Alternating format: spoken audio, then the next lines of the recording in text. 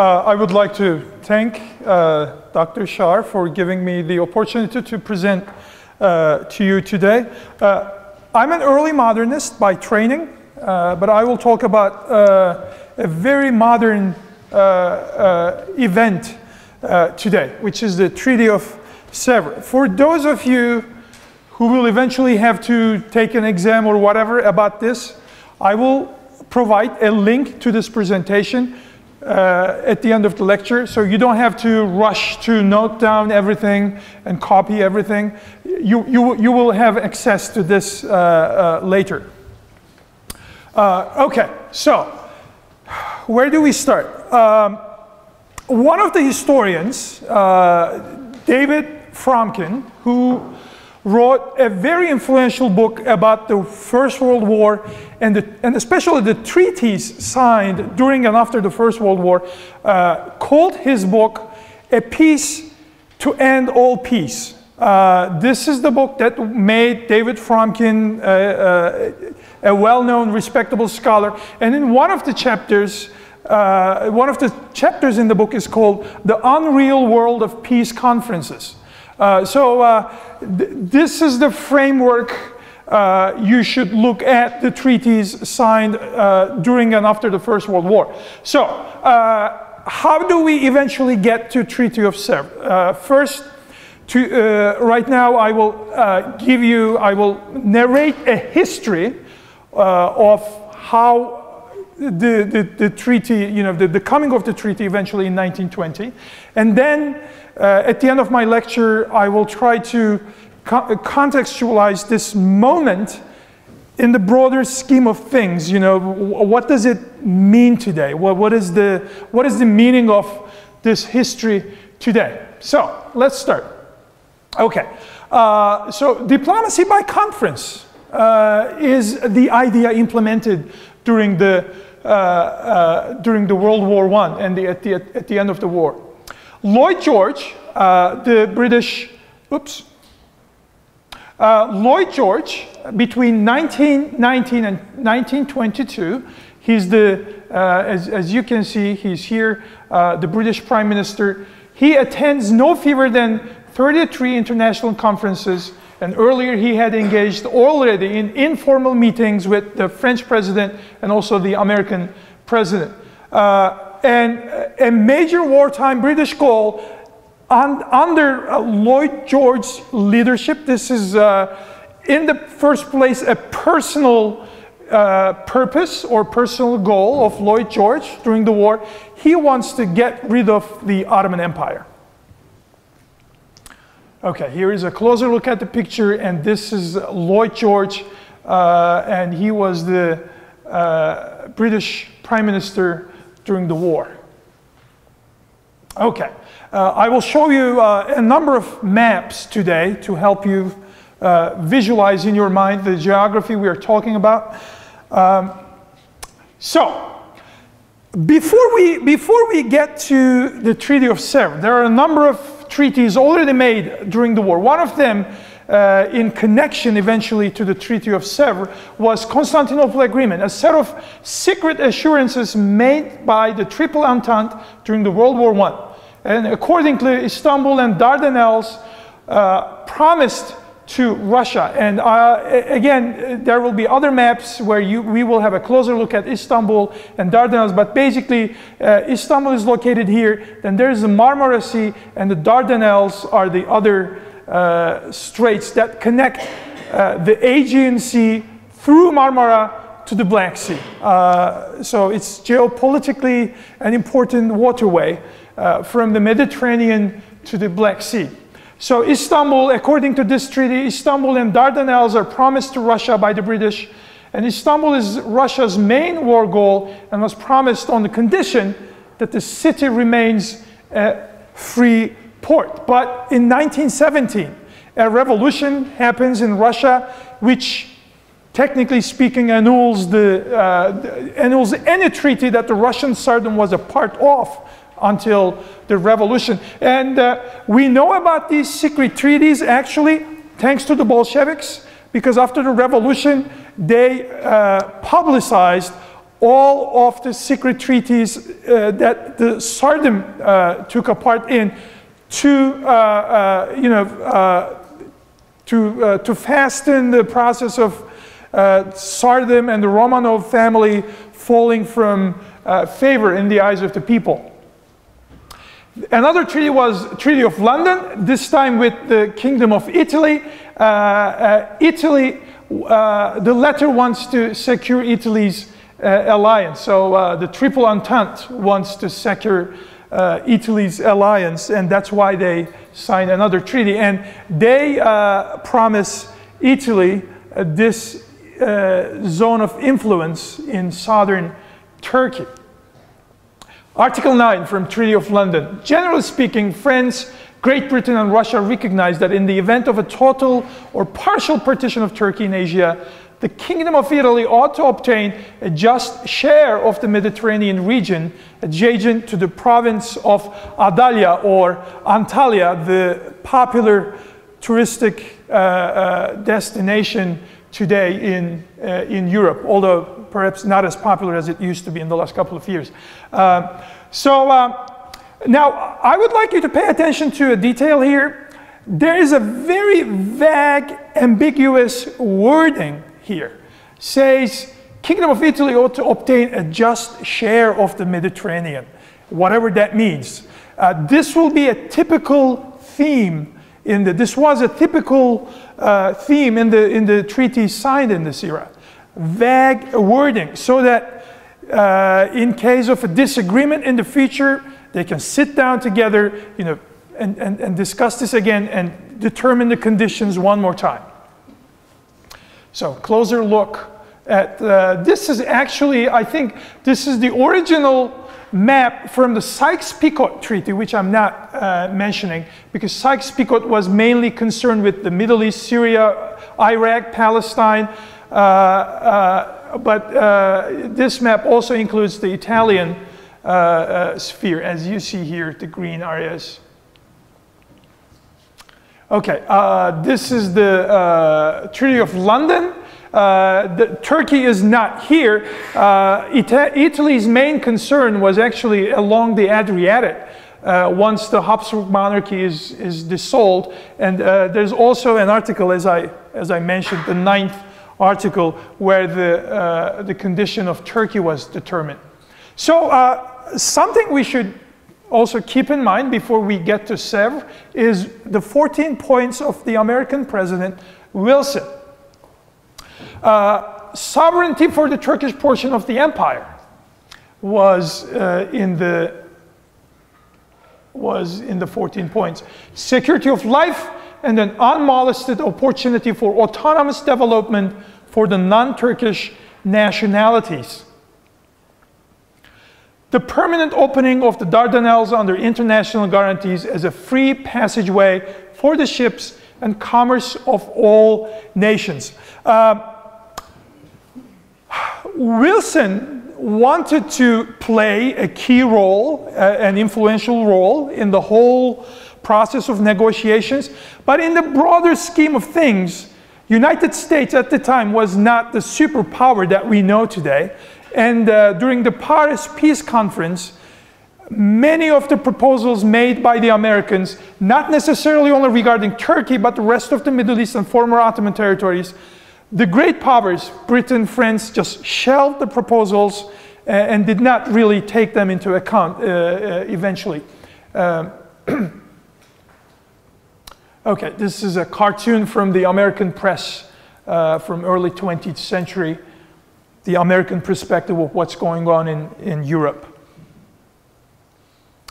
Okay, 1918, October, an armistice of Mudros is signed.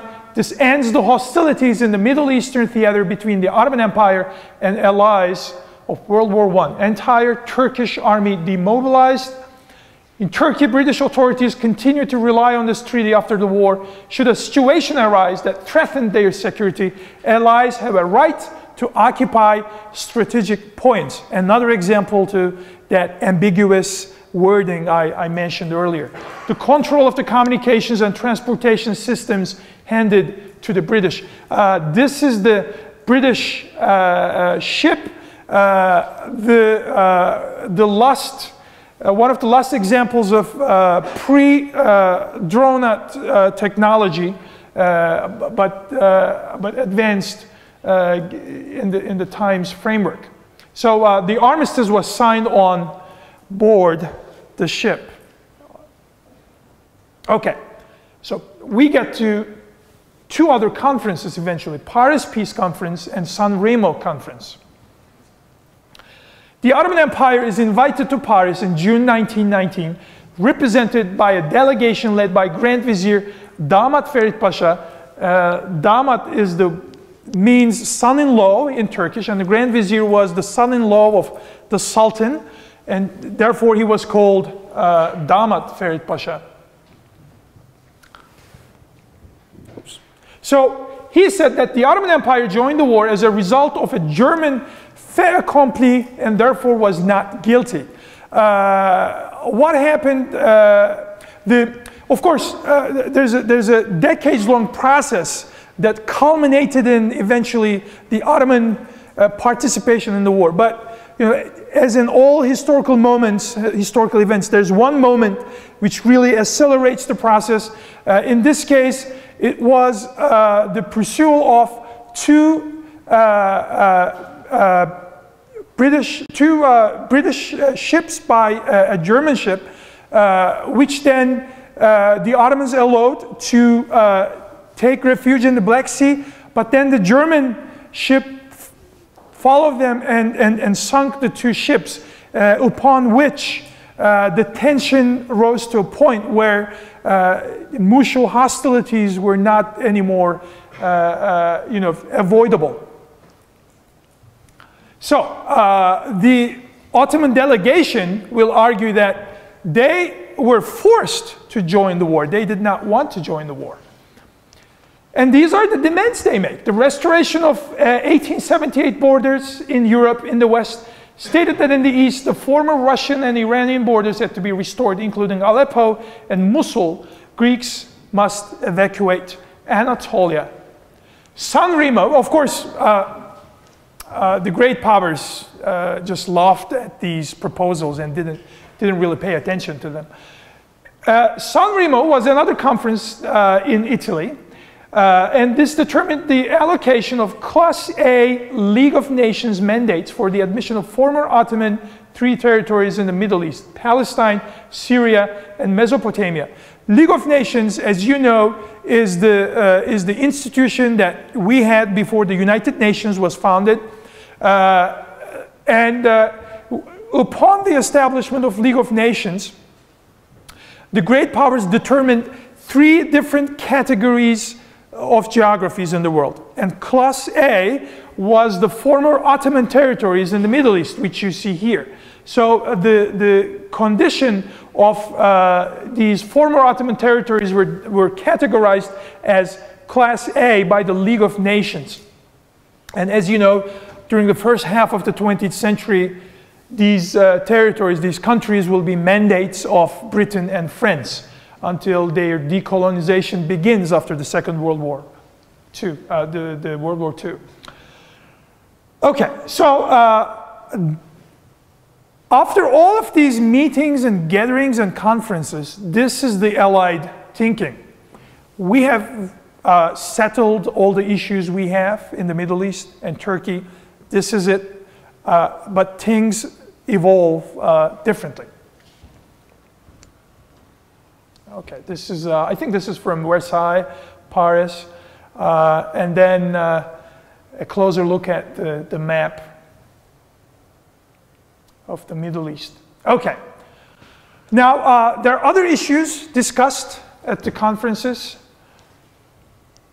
In Eastern Anatolia, Armenia was granted independence and Kurdistan was given autonomy. The terms were agreed upon in London and San Remo in the first half of 1920. Sèvres is still not signed. It will be eventually signed in August. So London, Paris, San Remo, all of this are kind of interlude to the treaty to be signed in August 1920. Now, all of this appears easily applicable on paper. In practice, however, their implementation was no simple matter, especially due to overlapping wartime arrangements of Britain. Basically, a very long story short, we can say that both Britain and France bite more than they could swallow, wanted to bite more than they could swallow eventually, and that's what happens. So this would represent the area known as Kurdistan, and this territory. Again, these maps are not precise. Some of them are drawn later on. Some of these treaties did not have actual maps attached to them, only, wording telling at which village and town the border starts and through which area it extends, and makes bends and twists and turns.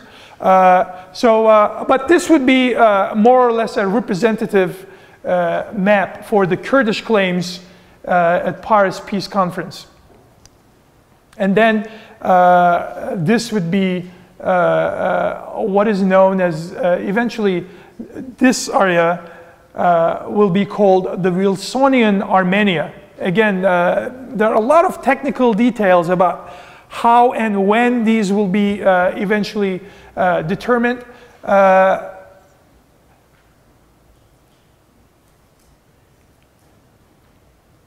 Okay, so, and that's how we get to Sèvres eventually.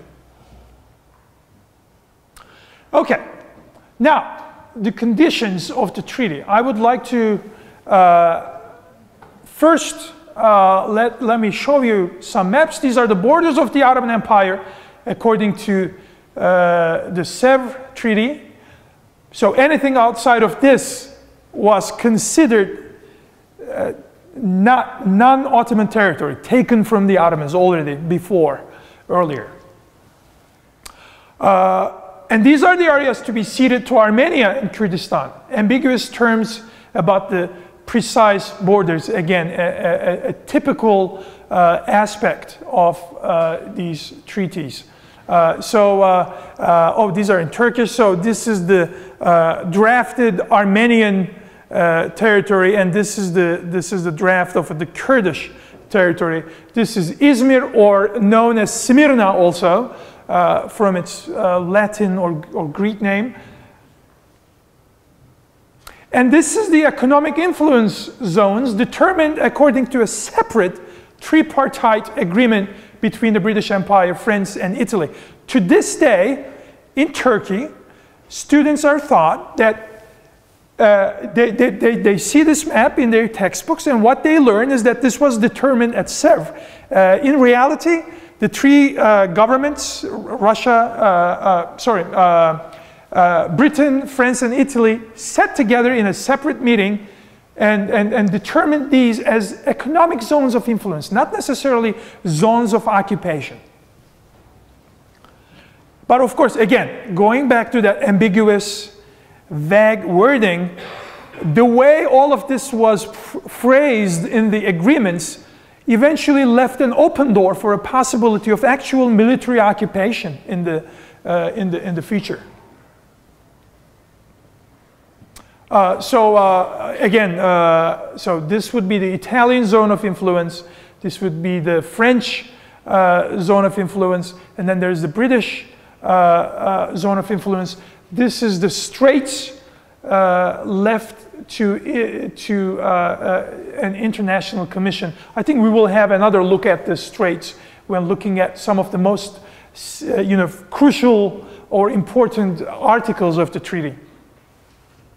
Okay, so for instance, I cannot really cover all of the articles. There are more than close to 300 articles in the treaty.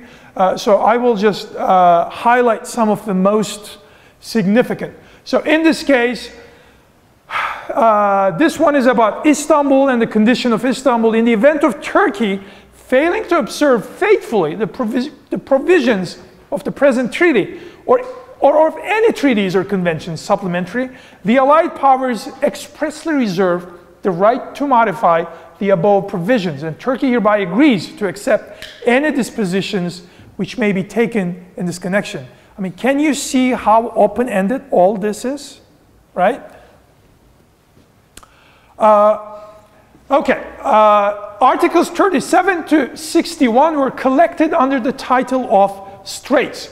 The navigation of the Straits, including the Dardanelles, the Sea of Marmara, and the Bosphorus, and again, I will show you a closer view of the Straits now, shall in future be open, both in peace and war, to every vessel of commerce or of war, and to military and commercial aircraft, without distinction of flag. A commission of the Straits would be established where the empire had very restricted say.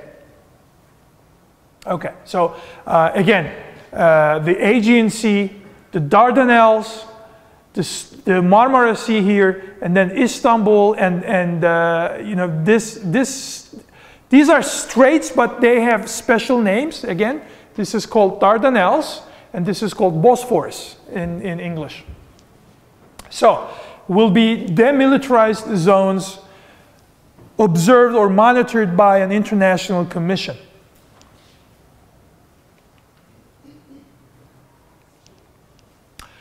Article 62 gives autonomy to the Kurds, and Article 64 mentioned again a very ambiguously worded possibility of independence. Yet Article 89 promised to the Armenians similar privileges.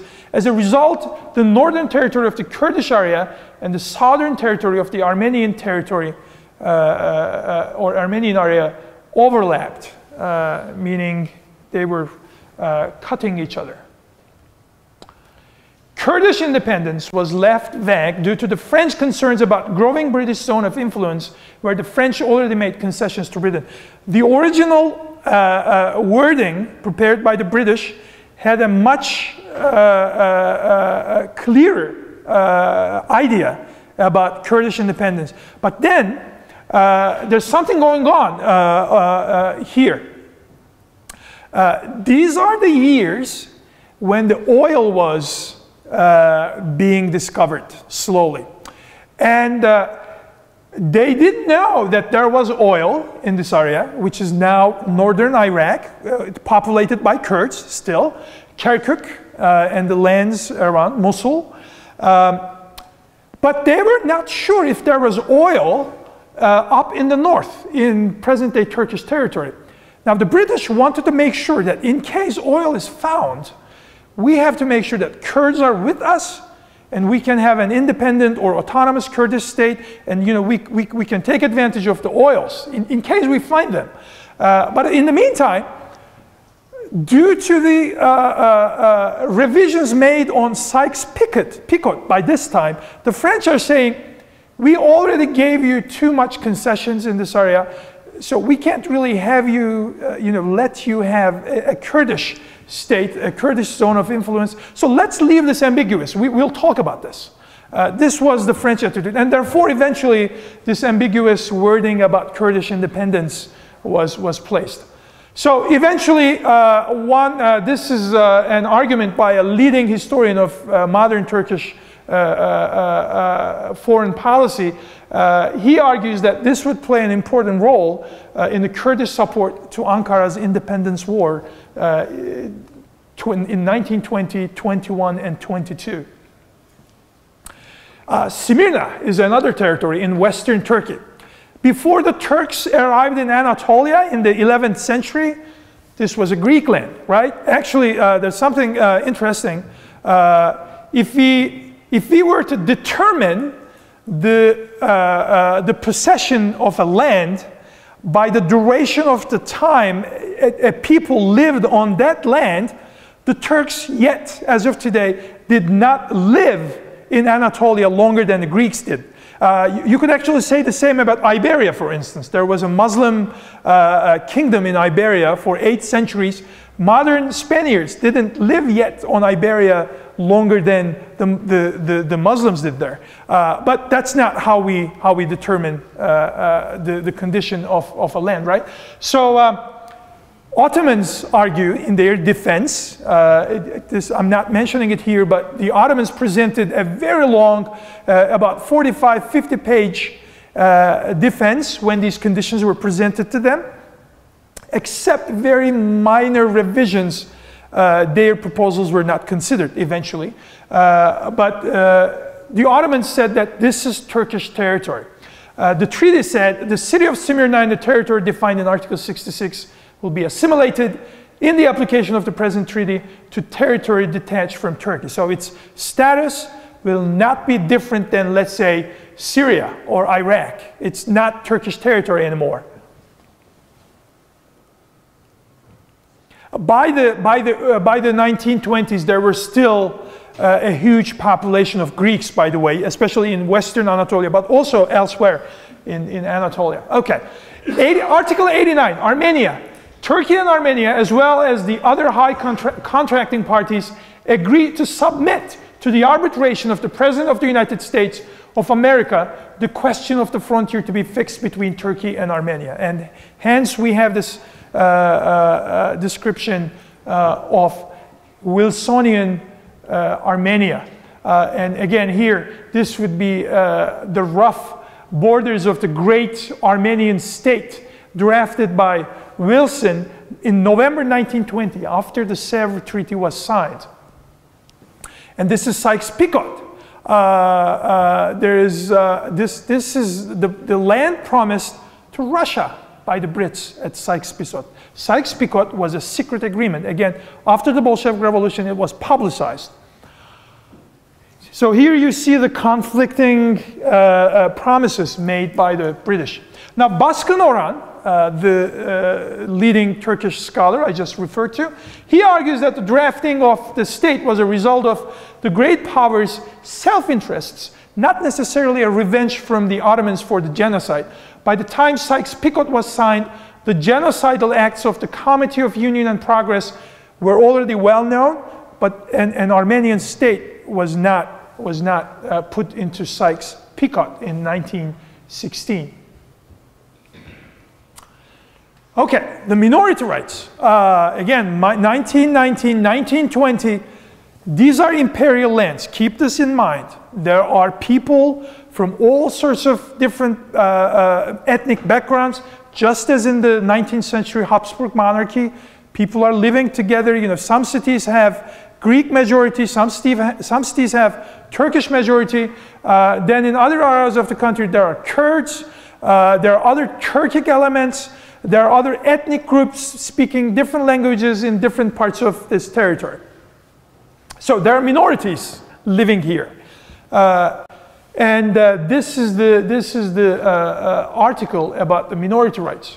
So they will have all sorts of freedom, language, race, religion, and they are entitled to the free exercise, whether public or private, of any creed, religion, belief. For instance, the Turkish government, or the Ottoman government in this case, the Ottoman Empire technically was still alive in 1920. They were required to provide all the resources and facilities to the minorities so that they can have, you know, education in their own language, so that they can defend, for instance, themselves in their own language at the courts, let's say. When Lausanne is signed, which I'm not talking about today, that's the treaty signed after the Turkish Independence War, there will not be mention of any of this, except it will say the minorities in Turkey can defend themselves verbally, not in written form. All the written documentation should be in Turkish, according to Lausanne, but they can defend themselves verbally in Kurdish. But later in Turkey, that was not easy. At least as the 20th century set in, Turkish nationalism gradually eliminated such practices. Article 145. Okay. So I actually have this here. No restriction on free use of any Turkish national or any language in private intercourse, in commerce, religion, in the press, or in publications of any kind, or at public meetings. Adequate facilities shall be given to Turkish nationals of non-Turkish speech. Military, except a very small unit of gendarmeries, the army will be mobilized, disarmed and disbanded. Restrictions on navy and air forces, virtually terminating the Ottoman army, the Ottoman military structure. And financial clauses, financial commissions shall be appointed consisting of one representative of each of the following allied powers who are specially interested: France, British Empire, Italy, with whom there shall be an associated Turkish commissioner in a consultative capacity. The financial clause was presented to the Turks, to the Ottoman representatives, perhaps in the most humiliating way for the Ottomans, because upon the Ottoman response to this article in the draft, the Allies said in their brief second response, which was actually an ultimatum given to the Ottomans, it said that the Allied powers recognized that the Turkish government did not have means to pay any kind of war reparations, and therefore we forgive your reparations. However, and then this article comes: we will establish a financial institution and we will take care of your taxes and your finances. So this is basically to make sure that the money gets to the Allied powers. Let's see. Do we have? Oh, this doesn't have actually voice. Now this is a very recently discovered, from a few weeks ago. I saw this on Twitter, posted by a Turkish researcher. This is the video of Turkish delegation, starts here, leaving Sèvres after they were handed their copy of the treaty. They signed the treaty, and I mean, this is black and white, a very old, a century-old video by now, so we can't really, see the facial impressions perhaps as clear as we would see today. But they're not happy. We can at least say that much. But this is a historic record indeed. The researcher was able to identify the individuals, more or less. There were three main Ottoman representatives. I think the first one left with the first car, and these are the two other representatives. Okay, so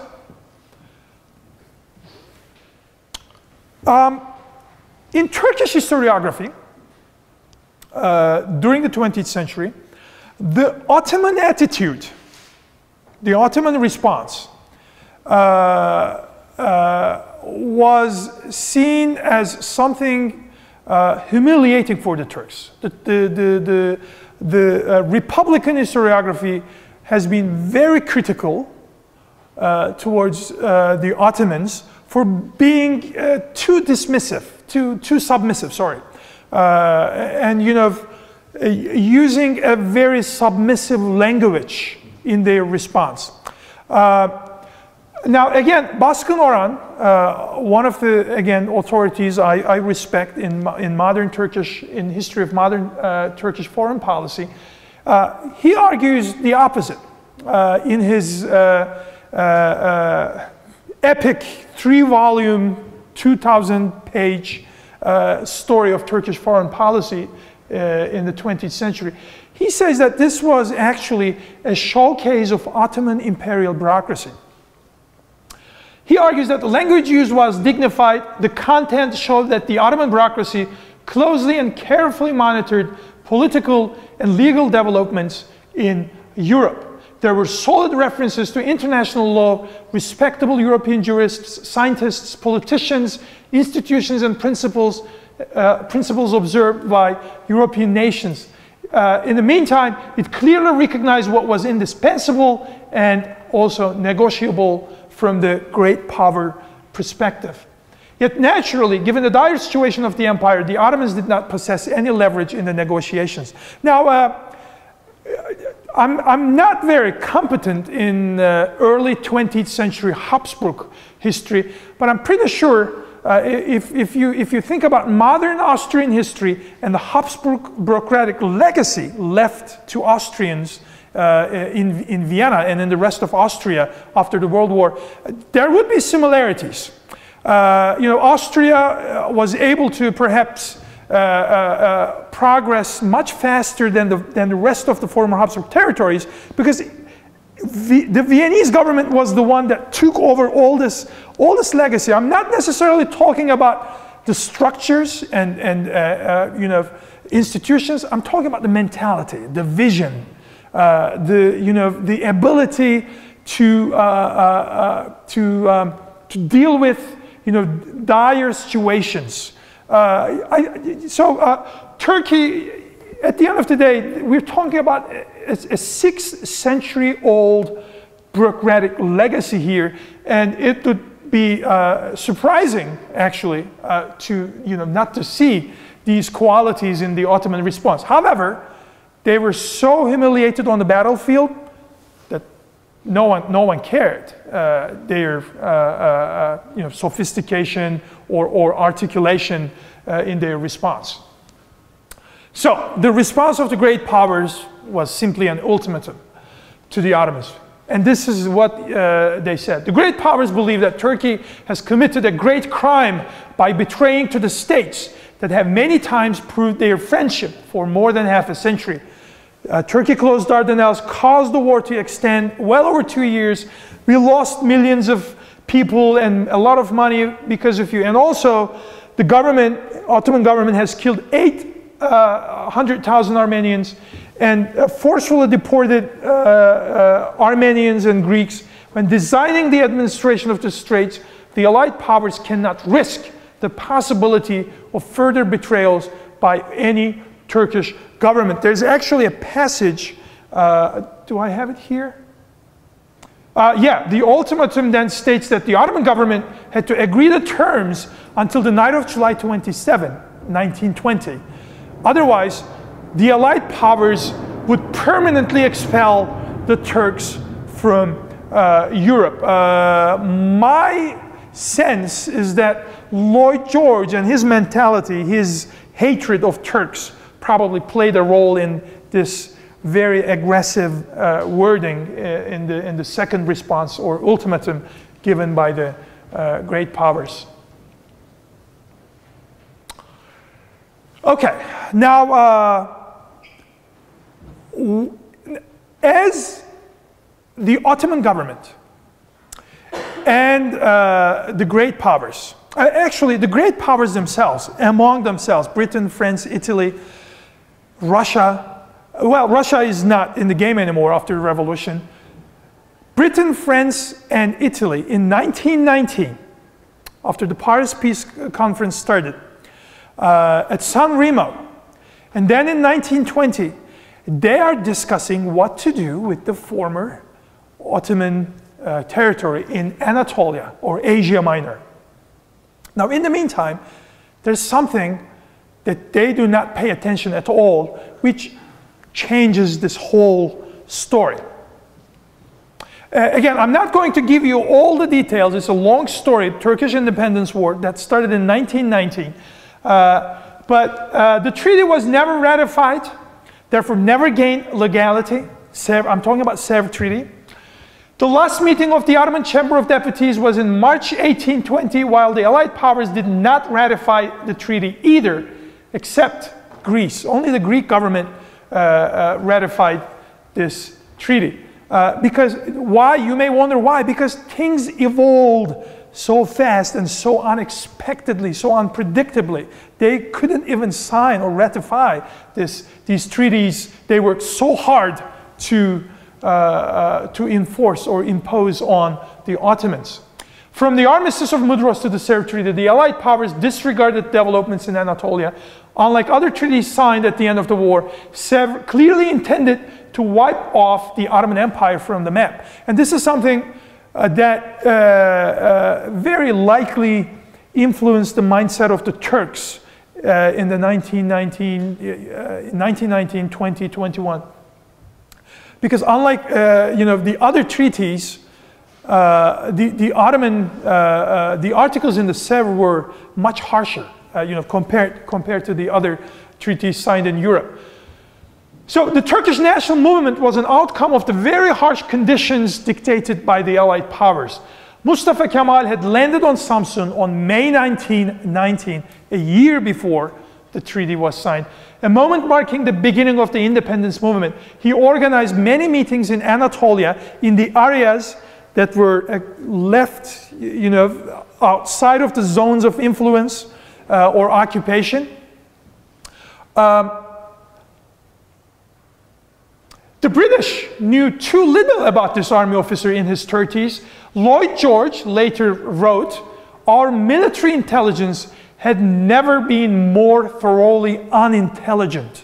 You could also say that he's blaming the others for his own shortcoming, let's say.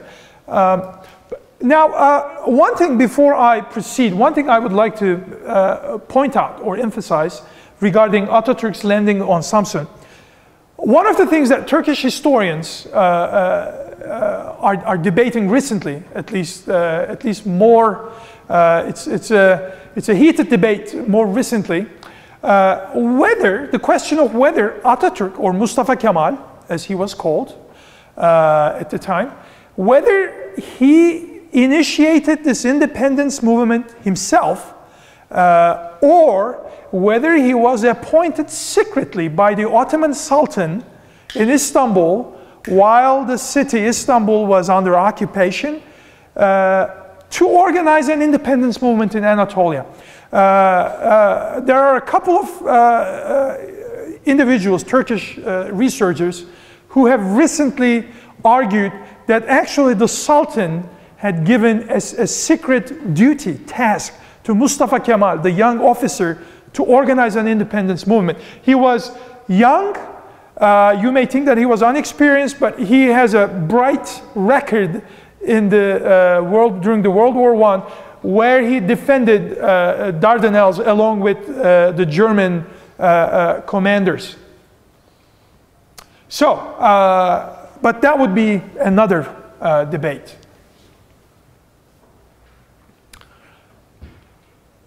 Now, before the Ottoman Chamber of Deputies was dismissed, before the last meeting, they declared this: we have a national pact, and this is the territory that we can accept if any territory was imposed upon us.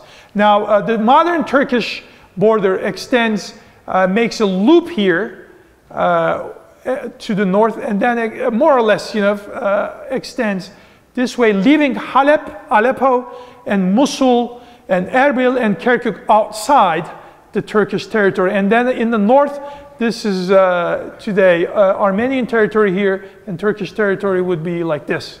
And here, this is a line extends from here to here, roughly speaking.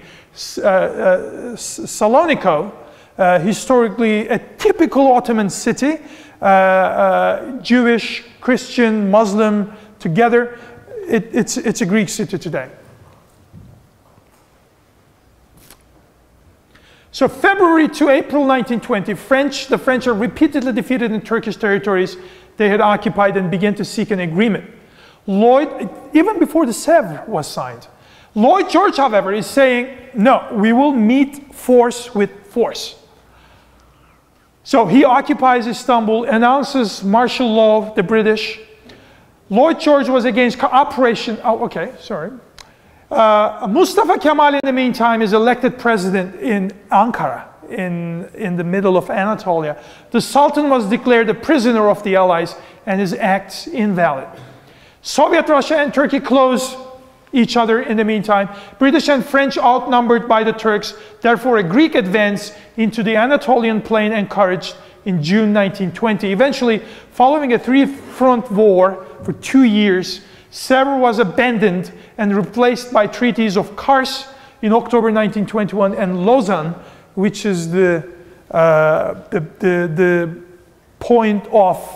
moment of independence and glory in Turkish, modern Turkish historical narrative. Okay, now,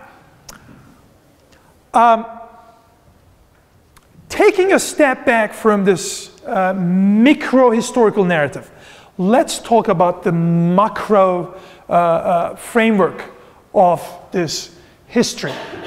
Now, these two cartoons are representing two phenomena, two syndromes in Turkish history. Now, part of this is relevant to my own research, as I'm writing a book about the coming of the Siege of Vienna and the image, historical image of this siege in present-day Central Europe. Now, we can mention of two syndromes in Turkish social memory, let's say. Turks are just another nation haunted by the past, but it tends to be pathological in Turkish case, okay? A pendulum constantly swings between two extremes in Turkish thinking to this day. The same under Kemalist, secularist regime until Erdogan, and then again today under Erdogan, it continues. The trend is there, although where this swing stops, or to which side it leans more, it is changing. The trend is the same. So one of them is, we once ruled the world and we can do it again. Here you're looking at a guy supposedly representing the Turk with his mustache, one of the stereotypes about the Turks, I guess, and playing with the EU, US, Israel, just toys in the hands of the Turks. We are the mighty Turk. We besieged Vienna once, okay? The hearts, in early 18th century, 1740s, a soldier, an Ottoman soldier at a very old age, who had participated in the siege of Vienna, he wrote his memories about the siege. And he said that although the Ottoman Empire, this is from 1740s, although the Ottoman Empire was defeated and we suffered a lot at the end of this campaign, the feeling of awe or scare we created in the hearts of the Germanic people will last until eternity. That's what he said in 1740s again. So we once, even we were defeated, we were there.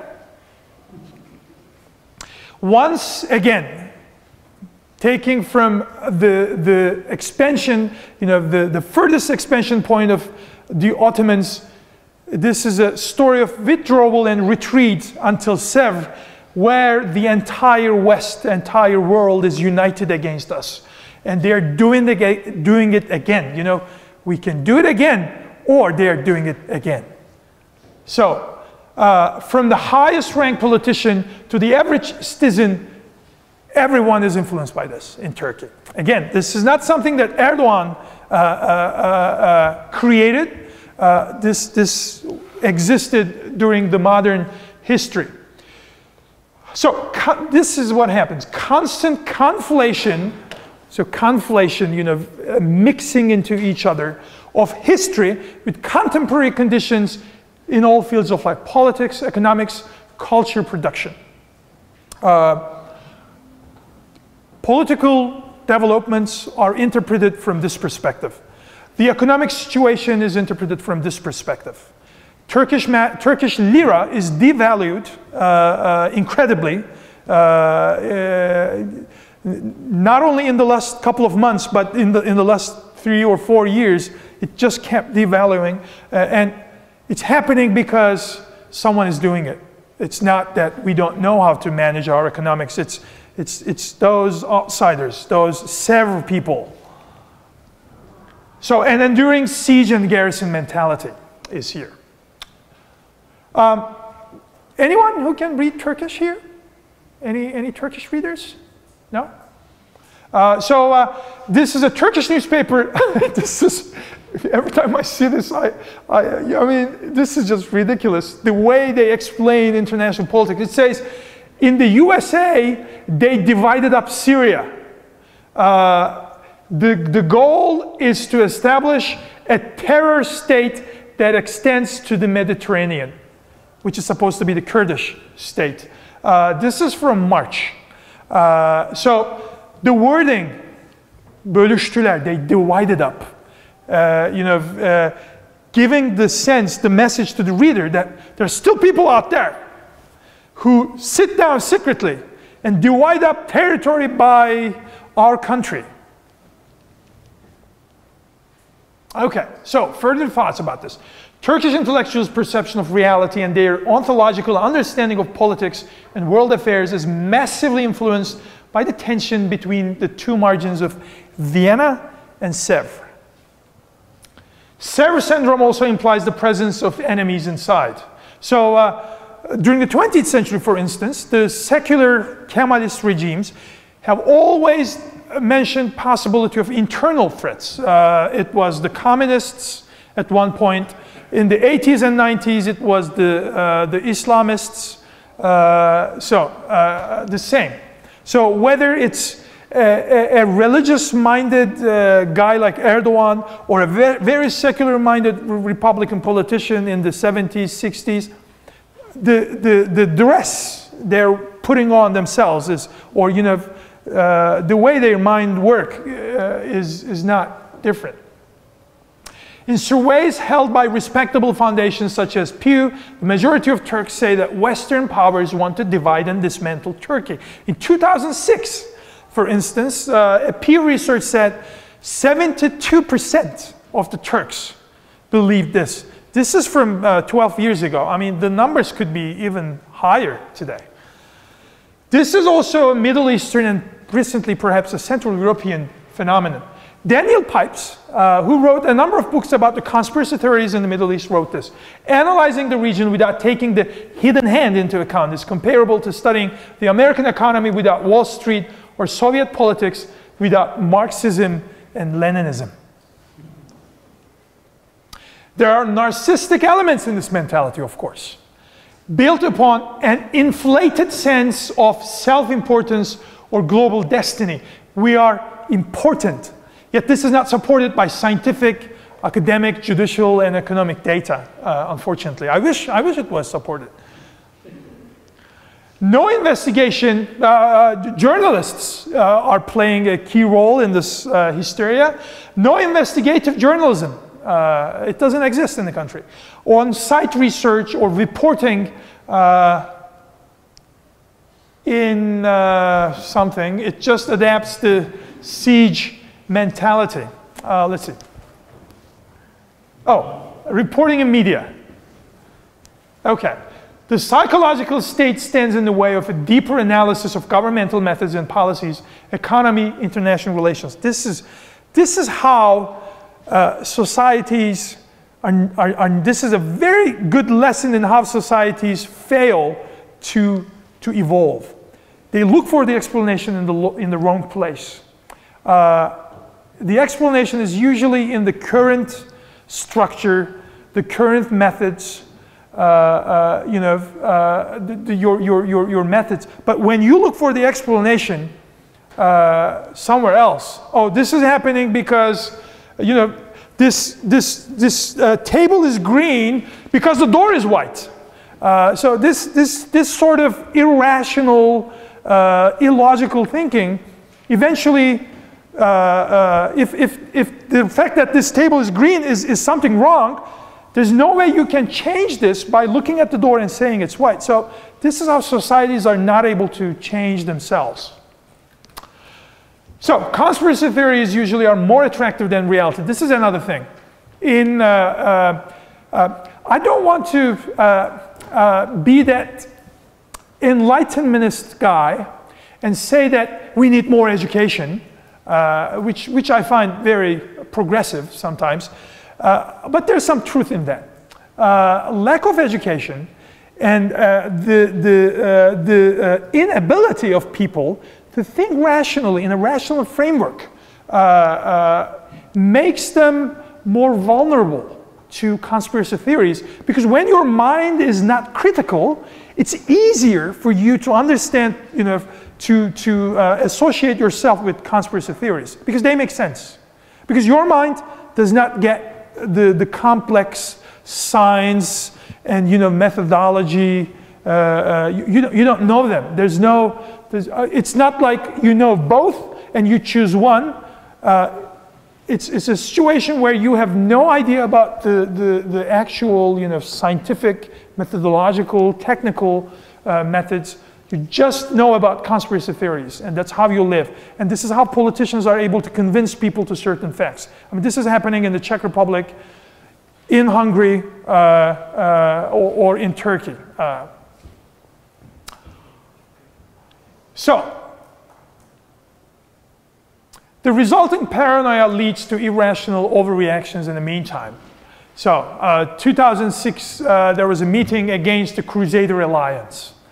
I don't know who the Crusader Alliance is supposed to be, but for instance, in 2017, last year, I'm not able to zoom in, but this is the last slide, so I can do this with my mouse. I think this is a picture from 2017, and upon this picture, Erdogan said last year in April that, did you see that picture? What is the Pope doing with European leaders, you think? You know what they're up to. You know what this means. This is the Crusader Alliance. So was Pope a member of the European Union? When did he become a member of the European Union? So this kind of rhetoric is so easy for you to absorb and believe. And the problem with this is you're not able to, whatever you do, howsoever you try, you're not able to change this unless you educate the person's mind in a way that he thinks critically. Again, I don't know if there are other ways possible, but this is the end of my presentation. Thanks for coming here in this warm and nice weather, preferring to be here in this hall. So